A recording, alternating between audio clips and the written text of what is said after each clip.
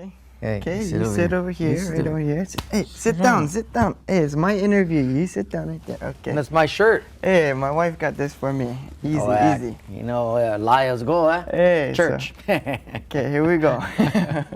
So, Dad, tell us what's so important about family. One of the things about family is it's kind of gotten a bad rap in our society. It's been kind of deprioritized and almost diluted, but in actuality, family is a nucleus of our society. But if you hear about people, you hardly hear about their family, hardly hear about their marriage. All you hear about is an individual's achievements and an individual's money or successes, but you hardly hear about the family. But Barbara Bush once said in a speech, she said, what's most important about our country is not what happens in the White House, but what happens at your house. Because she knew that was the nucleus of society. And the other thing is, family is the smallest church in the world. Because you think about it, the dad is like the pastor, the mother's like the assistant pastor, and the kids are the congregation. And if we can't get those churches running well, we're playing games with the rest. So it's a very, very important nucleus of society. And the other thing is, you don't choose your family. God chooses your family. And so in life, it's not what cards have been handed to you, it's how you play them. And God has chosen your family. You don't choose them. God chooses them. And then the question is, what are you going to make of it? Or will you push them aside and deprioritize them and do your own thing? But family, in God's eyes, extremely important. By the way, I think that's my shirt. Yeah. You're funny. Okay.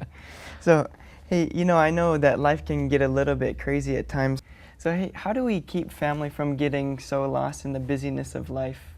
Yeah, it sure can, because you're so focused on what you're doing and what you're involved in, and family becomes like a problem. Family becomes a necessary evil that you have to just kind of take care of. And you can't do that. Your family is not apart from your real life. It is a part of your real life, not apart from your real life.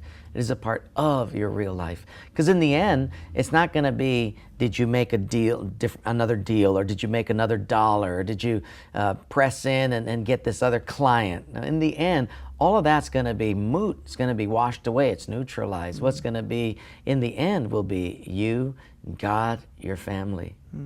Everything else is a distant second. By the way, you don't have socks on. Oh. Yeah. Put socks on. See, Dad, I need help. I need help here. here. Stink up your shoes. These kids. Okay, well, moving on. Hey, you want to hear something? I got something over here. It says this. Listen to this. It says, youth today love luxury. Talking about you. They have bad manners, contempt for authority, no respect for elder people, and talk nonsense when they should be working. Young people do not stand up any longer when adults enter the room. They contradict their parents, SU, to talk too much in company, SU, and they guzzle their food, SU, and they lay their legs on the table and tyrannize their teachers. You think that sounds like from Parent Magazine in 2007, but that was actually written by Socrates, 399 BC. You kids never change. Well, obviously, we need some help here, so that's why we're talking about family. One last thing, where does family fit in the grand scheme of things, in life? Because sometimes it can get a little lost. Yeah, they can. Your first priority always in life is God. God you cannot allow Him to drop into second or even first and a half.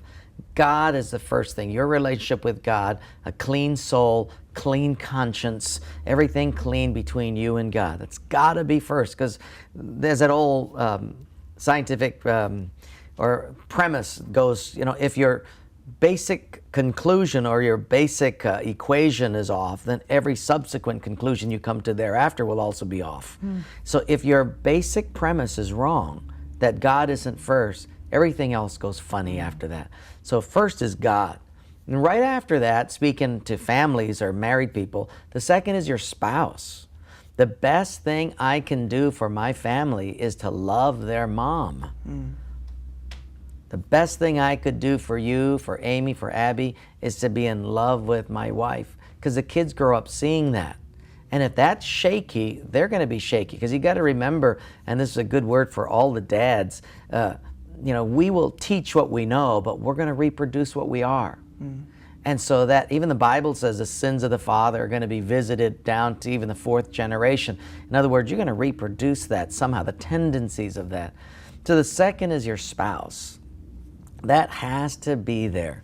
And that's the best thing you can do for your families, to love your spouse. And then the third is family, your children.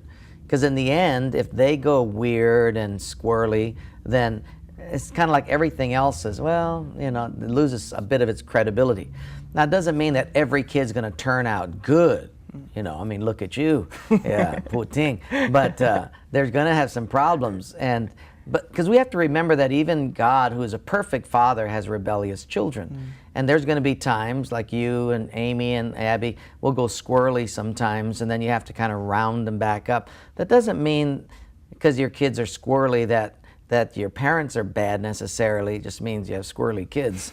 But you have to work really hard to keep them in check, because the scripture says in 1 Timothy 3, it says, in fact, for pastors, if you can't manage your own household and keep your children under control with all dignity, then how can you manage the household of God?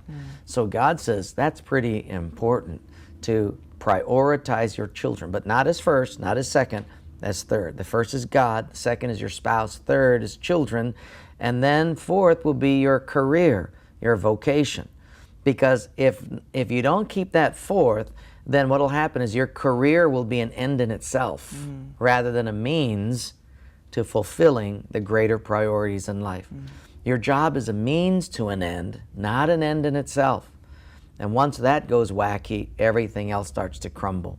So you keep those priorities correct. Otherwise, it's like hooking up your ankle bone to your neck bone to your thigh bone, and it puts together a monster after a while, but it's still bone connected to bone. No, it has to be priority. There's an order. There's something that God intentionally designed. And if you keep those right, everything flies. Sounds good. Sounds great. Okay.